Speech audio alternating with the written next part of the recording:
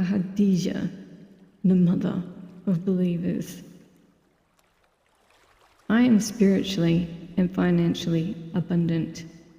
I provide heaven and earth for myself. She's known as the Great and the Pure One. Now, she was a very wealthy merchant, and she fed her family from both marriages and took care of her extended family. She once had a dream shortly after hiring a young merchant named Muhammad to work for her, but in this dream, the sun descended into her courtyard, fully illuminating her home. Her cousin told her that this meant that a prophet would soon grace her doorstep. She realized that her new employee, Muhammad, was the prophet, so she asked him to marry her, and they were married for 25 years. She is regarded as one of the most important female figures in Islam, followed by her daughter with the prophet, Fatima.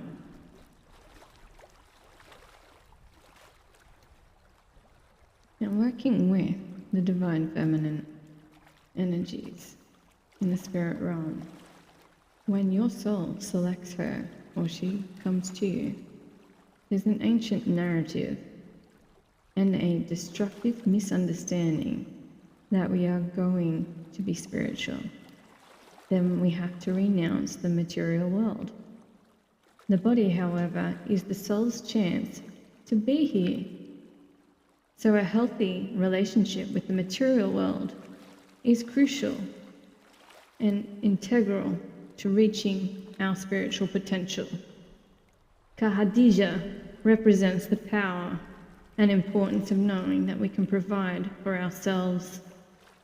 This power gives us roots and confidence and allows us to create relationships from the place of interdependence rather than codependence. We can cultivate the capacity we have to create more and more freedom for ourselves. And we can make choices for our life based on truth, not just survival. There is also a false idea about when the true love will find us and how. Khadija liberates us from fairy tales that we need to be saved or supported or even provided for by a life partner. Khadija provided for the prophet, and her older age and significant status in the community made her more attractive, not less. She was a middle-aged businesswoman and a single mum. She was ripe with resources and ripened with opportunities to love. Living in our true power and purpose does not make us less eligible. Khadija reminds us there is no linear timetable that eliminates us from having the sun descend in our courtyard. She lets us remember that we are worthy of abundance measured in gold, and the abundance measured in the depth of our love.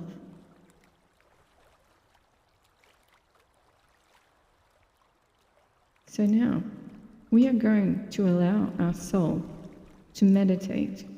We're going to go inward, and we're going to ask a question and allow our inner self, our soul, to reveal to us the answer. So now I want you to find a nice quiet place where you will not be interrupted for the next 5 to 10 minutes.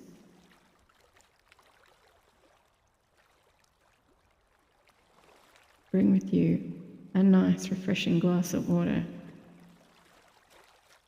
You're going to drink this water, but speak into your glass and say, I'm abundant and I love. Drink this.